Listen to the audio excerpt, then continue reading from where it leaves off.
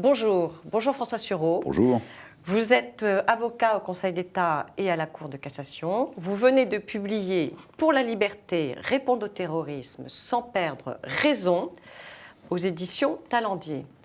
En fait, ce livre reprend des plaidoiries que vous avez faites au cours de cette année devant le Conseil constitutionnel. Vous y plaidiez pour le compte de la Ligue des droits de l'homme et vous contestiez donc 3 dispositions législatives relatives à l'état d'urgence au cours de ces 3 dernières années. Alors vous allez nous rappeler ce que sont ces 3 dispositions et nous dire pourquoi elles ne sont pas conformes à la Constitution. Je vais d'abord rappeler une chose pour que tout le monde soit correctement au parfum sur ces affaires. Qu'est-ce que c'est que le contrôle de constitutionnalité? Pendant très longtemps, ça n'a pas existé. Les 9 sages du Palais Royal ont la possibilité de juger qu'une loi n'est pas conforme à nos principes fondateurs. C'est-à-dire essentiellement au principe de la Déclaration des droits de 89. Et ça, c'est tout à fait nouveau. Ça n'existait pas en France avant les années 70. Donc c'est vraiment, d'abord, ça, c'est un progrès du contrôle juridictionnel. Avant, la loi pouvait tout faire. En 1960, on aurait décidé de faire voter ces mêmes dispositions sur l'état d'urgence, elles seraient passées et il n'y aurait pas eu d'annulation. Alors dites-nous maintenant, ces 3 dispositions. Quelles sont les 3 dispositions? Je vais les présenter de manière simple et vous allez voir comment elles sont spectaculaires. La première disposition, c'est une disposition qui aboutissait à permettre d'envoyer en prison des gens qui simplement consultaient des sites terroristes. Voilà. Un journaliste, vous, moi, des gens que ça intéresse de savoir à quoi pensent ces criminels, étaient passibles de poursuite s'ils consultaient les sites terroristes. La deuxième incrimination, c'est ce qu'on appelle le délit d'entreprise individuelle terroriste. Ça consiste à dire un monsieur qui n'a commis aucun crime, qui n'a même pas commencé à exécuter un crime ou un attentat, mais qui, d'une part, a donné certains indices d'adhésion à une idéologie mortifère, et d'autre part, a chez lui des objets dangereux. Il faut savoir que par objet dangereux, il peut s'agir de bouteilles d'eau, d'un opinel ou d'une cuillère. Je veux dire, c'est tous les objets dangereux. Donc, eh bien, peut également être incriminé. Et le troisième, qui est encore pire, et qui reprend d'ailleurs des dispositions particulièrement abominables de la Restauration, en réalité, c'est la possibilité donnée au préfet d'assigner à résidence chez lui ou dans n'importe quel coin du département quelqu'un qui cherche à entraver l'action des pouvoirs publics. Vous vous rendez compte du vague de l'incrimination, chercher à entraver l'action des pouvoirs publics. Si vous et moi, on se mettait à critiquer là tout de suite le ministre de l'Intérieur, on pourrait être réputé... Sortir du département. On pourrait être assigné à résidence dans le 5e arrondissement ou dans un endroit particulièrement peu hospitalier. Voilà. Alors, le Conseil constitutionnel a censuré de manière différente techniquement ces 3 dispositions. Alors, l'avocat ne doit pas se faire plus gros que le bœuf. C'est-à-dire, ce qui se passe en pareil cas, c'est que je suis bien convaincu que les 9 juges du Conseil constitutionnel avaient décidé de censurer. Le travail de l'avocat en pareil cas, c'est d'une certaine manière de contribuer au débat public en essayant de poser les grandes questions à l'occasion de ce débat qui est un débat. D'où votre livre. Mais alors, lorsqu'on vous lit, on a l'impression qu'on est, d'ailleurs, vous en parlez, de régime pré-totalitaire. On se dit, oui, mais enfin, quand même, il y a eu les lois El Khomri, il y a eu les manifestations dans la rue, bon, avec beaucoup de violence d'ailleurs, alors qu'on était en état d'urgence. La liberté de la presse, que je n'ai pas remise en cause. Donc, vous n'allez pas un peu loin quand même? Qu'est-ce que c'est qu'un État pré-totalitaire? C'est un État dans lequel, insensiblement, les citoyens, pour des raisons bonnes ou mauvaises d'ailleurs, accordent à l'État, par avance, un droit trop important sur leur vie. Quand on parle de sécurité et de liberté, on dit en général, c'est le thème classique, hein, si on veut plus de sécurité, on est obligé d'avoir moins de liberté. On oublie toujours le 3e terme. Le 3e terme, c'est l'État. C'est l'État avec ses préfets, son gouvernement et sa police, et cet État, lui, est véritablement l'arbitre du choix entre sécurité et liberté. Et dès lors que des dispositions de ce genre passent, il en résulte un climat général d'affaiblissement des libertés qui n'est pas favorable au développement de la conscience civique. Si vous savez que, par exemple, si vous manifestez contre la COP21, vous citiez la loi El Khomri, mais il y a eu les manifestations de la COP21, le préfet peut vous assigner à résidence dans le département, peut-être que vous allez être tenté de ne pas manifester contre la COP21. On n'en saura jamais rien, mais progressivement, c'est le climat général des libertés qui se dégrade. Enfin, il y a eu des manifestations contre la loi El Khomri. Bah, encore heureux. Oui, d'accord, mais il y avait beaucoup de monde et on était en état d'urgence. Bien sûr, mais il y a eu également, et c'est un cas extrêmement intéressant, dans les assignations à résidence prises sur le fondement de l'état d'urgence, vous savez qui on a assigné à résidence? On a assigné à résidence quelques terroristes islamistes. On a assigné à résidence des Corses parce qu'ils voulaient assister à un match de foot. Et on a assigné à résidence des écologistes qui voulaient manifester contre la COP21. Ouais. Ce sont les indices. C'est une entrave à la... Oui. Ce sont les indices. C'est pas, si vous voulez, il ne faut pas penser ces choses-là en termes immédiats. C'est vrai qu'immédiatement, vous pourriez vous dire, allez, il y a 15 écologistes barbus qui ont été assignés à résidence, c'est pas grave. Et puis les gars du club de foot de Bastia, ils avaient qu'à essayer de péter le stade. Ouais. Et puis voilà. Non, la question est celle de l'évolution. Et là-dessus, il faut dire quelque chose dont les gens ont assez peu conscience, c'est que la diminution des libertés publiques ne date pas de la lutte contre le terrorisme. À chaque fois, depuis 10 ou 20 ans, que quelque chose choque à juste titre la conscience collective, le grand banditisme, la pédophilie, la corruption, la fraude fiscale, la machine de l'État se met en route pour diminuer progressivement les principes. On ne revient jamais en arrière. On ne revient pas en arrière, et à la fin, il s'agit de savoir dans quelle société on veut vivre. La question que vous posez, elle est absolument fondamentale. C'est à la fin, je crois qu'il faut avoir le courage de dire « je préfère vivre dans une société où le degré de risque est plus important ». On y reviendra. Quitte à vivre libre. On y reviendra. Alors, dans votre livre, vous parlez de la lâcheté, de l'inconséquence et des calculs des gouvernants, de tous bords d'ailleurs, en disant qu'ils ont complètement abdiqué. Qu'est-ce que vous voulez dire par là? C'est très simple. Moi, si vous voulez, les lois sur l'état d'urgence, ça consiste à dire globalement que... C'est quoi la civilisation en termes judiciaires? C'est que quand vous devez priver quelqu'un de sa liberté, un juge indépendant doit le faire. Si vous n'êtes pas dans cette philosophie, vous êtes dans le despotisme. Un juge indépendant doit le faire. Prétexte pris des attentats terroristes, comme avant d'ailleurs des évolutions de la grande délinquance, le législateur, depuis 20 ans, a une tentation permanente d'ôter ce pouvoir sur nos libertés aux juges indépendants pour le confier au préfet ou à des fonctionnaires qui sont des employés du gouvernement. Et ça c'est vraiment... C'est une dérive. C'est une dérive. Les révolutionnaires anglais de 1689, les déclarants américains de la Déclaration, la Déclaration des droits de l'homme est fondée sur cette idée, mais simple, que si on ne veut pas que l'homme devienne l'esclave de l'État, les atteintes aux libertés doivent être faites uniquement par un juge indépendant. Et en réalité, ce qui se passe là depuis 10 ans, c'est progressivement une disparition de ce principe. C'est ça qui est pour moi la chose la plus grave.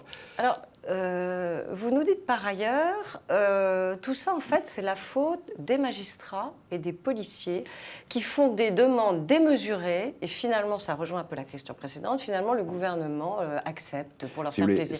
Mais qu'est-ce que vous voulez dire par là? En quoi ils font si vous voulez, il y a deux choses. Vous parlez de demandes démesurées de la part des juges et des policiers. Si vous voulez, il y a deux choses. Je ne voudrais pas lever le voile sur la cuisine. Il y a deux choses. Bismarck disait, il y a deux choses dont on ne veut pas savoir comment elles se fabriquent, c'est la loi et les saucisses. Bon. Soyons extrêmement clairs. Quand on suit de près, ce qui est mon cas pour des raisons professionnelles, quand on suit de près l'élaboration des lois antiterroristes, on voit très bien comment ça se passe. Un certain nombre d'organismes, magistrats répressifs, policiers, etc., prennent en otage leur hiérarchie en disant « si vous ne nous donnez pas les pouvoirs que nous demandons, vous serez bien responsable s'il y a un attentat ». Et ensuite, cette pression se développe, atteint le Parlement, et en réalité, plus personne ne résiste. Et ce qui m'a beaucoup frappé, moi qui suis né en 57, c'est que j'ai passé toute mon enfance... Et certes, je ne voudrais pas comparer la période actuelle à la période de l'occupation.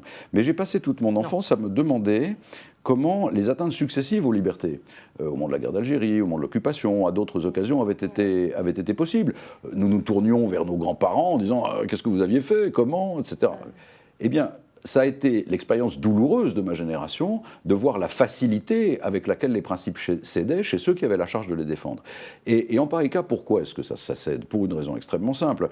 Les hommes politiques ont très très peu de pouvoir sur la société. Plutôt que de réformer la police, de lui donner plus de moyens, de travailler avec elle. Alors, pour les policiers et pour les magistrats. Plutôt que de faire ça, il est beaucoup plus simple de passer des lois normatives réduisant la liberté de tout le monde. On dit au bon peuple, voyez, nous avons on a compris, ça c'est la lâcheté. Mais qu'est-ce qu'il faudrait faire alors? Alors, ce qu'il faudrait faire, d'abord, il ne faut pas mélanger les choses. D'abord, ce qu'il faudrait faire, c'est que le premier devoir des citoyens, c'est ce que j'ai essayé de faire, c'est ce que la Ligue des droits de l'homme essaie de faire dire, dans le cadre de ce genre de débat, est de dire « faites ce que vous voulez, messieurs du gouvernement. C'est vous qui avez voulu être élu président de la République ou Premier ministre, pas moi, pas nous. » Donc on se défausse. On ne se défausse pas. Le citoyen joue son rôle et dit « en tout cas, nous n'acceptons pas que nos libertés soient réduites. » Ensuite, si vous vous mettez un instant à la place de l'exécutif, Mais il y a énormément de choses à faire.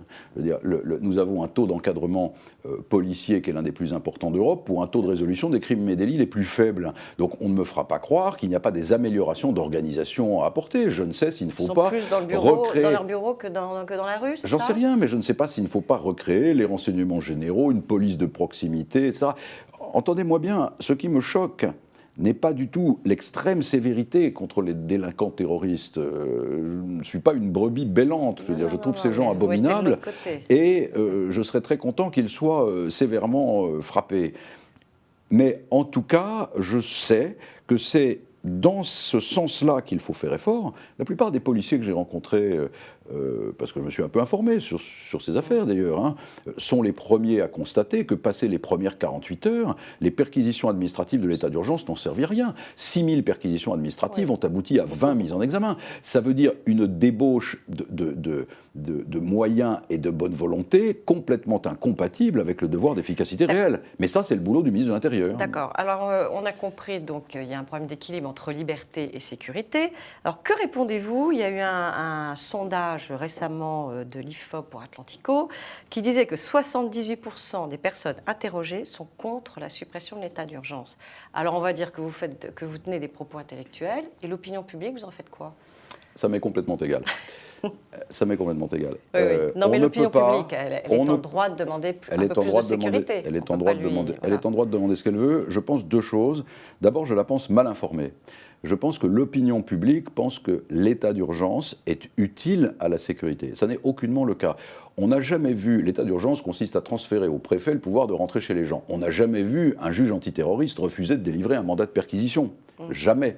Encore une fois, l'état d'urgence, c'est quelques assignations à résidence et 6000 perquisitions administratives qui n'ont pas produit d'effet. L'état d'urgence, en réalité, est psychologique. Il ne protège rien, il ne sert à rien. Alors je trouve ça un peu cher payé pour les libertés de diminuer le climat général de liberté pour favoriser une politique qui, en pratique, ne sert à rien. L'opinion publique pense le contraire, elle se trompe. Elle se trompe. Il faudra donc lui expliquer. Et d'autre part, l'un des problèmes, c'est que les hommes politiques ne sont pas naturellement portés à lui expliquer, parce que c'est assez facile de dire... C'est rassurant. C'est plus rassurant, et puis on ne prend aucun risque à dire on le maintient. Alors, cela dit, normalement en novembre, on va voir ce qu'on va faire de l'état d'urgence, mais normalement elle devrait être supprimée, et parallèlement, Emmanuel Macron donc propose des lois... renforcées qui vont vers un peu plus de pénalisation, notamment un allongement des durées des gardes à vue. Alors pour vous, ça va dans le bon sens ou non ? C'est très compliqué cette affaire. Moi, j'avoue, je ne suis pas un turiféraire d'aucun homme politique par principe, et par exemple pas du président Macron, mais je trouve qu'il avait quand même affaire à une situation extrêmement difficile. Parce que quand on vient d'être élu, et quand on sait, parce qu'il est plutôt d'option libérale, moi j'ai lu son livre, Évolution, c'est plutôt un livre attaché aux libertés publiques, quand on sait qu'on va devoir supprimer l'état d'urgence, on prend un risque politique énorme. On supprime l'état d'urgence et il y a un attentat juste après. Regardez ce qui s'est passé avec Hollande le 14 juillet. On se retrouve dans une situation invraisemblable. Donc il avait affaire à gérer la transition de sortie de l'état d'urgence. Il a choisi, d'après ce que je sais des premiers états du texte, il a choisi un dispositif qui, certes, à mes yeux, a le défaut de ne pas supprimer totalement l'état d'urgence, parce que je fais partie de ceux qui pensent que la législation antiterroriste précédente permet tout à fait de réprimer les auteurs d'attentats et les tentatives d'attentats, mais je veux bien admettre que politiquement c'était très difficile à faire. Et qu'est-ce qu'il y a dans ce texte ? Il y a d'abord la réintroduction du juge des libertés et de la détention pour autoriser les perquisitions. Et ça, c'est la tradition française et la tradition des droits. Et franchement, je trouve qu'il faut féliciter le gouvernement pour ça. Donc ça va dans le bon sens. Ça va dans le bon sens. Il y a les assignations à résidence qui continuent, elles, d'être avec un renouvellement tous les 3 mois, pour une durée maximale de 3 mois, qui continuent d'être soumises à l'autorité préfectorale. Personnellement, j'espère que, conformément à ce que le Sénat avait voulu faire, je crois, j'espère que les assemblées parlementaires vont réintroduire là aussi le juge judiciaire pour autoriser le maintien des assignations à résidence, et tout le reste me paraît moins important. Bon, mais en règle générale, c'est plutôt bien ou c'est plutôt... Ça vous rassure ou non ? Si vous voulez, c'est un peu la distinction de la conviction et de la responsabilité. C'est-à-dire, en termes de conviction, je suis convaincu, mais sur des matières si graves, il faut éviter d'être absolument péremptoire, que le droit précédent permettait tout à fait de régler cette affaire. L'état d'urgence, il faut voir pourquoi c'est fait. L'état d'urgence, c'est une situation de quasi-guerre civile, la tour Eiffel s'effondre, la cathédrale de Strasbourg saute, et vous avez besoin pendant 48 heures ou pendant 4 jours au maximum de tout geler. Bon. Pour le reste, on en revient à l'état normal, et cet état normal, c'est qu'il y a des magistrats antiterroristes, une police qui a des moyens, et des gens qui font leur travail. Les Anglais, après les événements qu'on connaît, n'ont pas d'état d'urgence, et ils ne sont pas, plus... Ils sont pas, oui, mais si vous voulez, la seule manière de prévenir absolument tout problème en matière d'ordre public, c'est précisément de rentrer dans un système dictatorial. Et nous n'en voulons pas. On a compris. Voilà. On a compris, François Sureau. Écoutez, on vous remercie beaucoup et on recommande donc votre livre. Au revoir, François Sureau. Au revoir.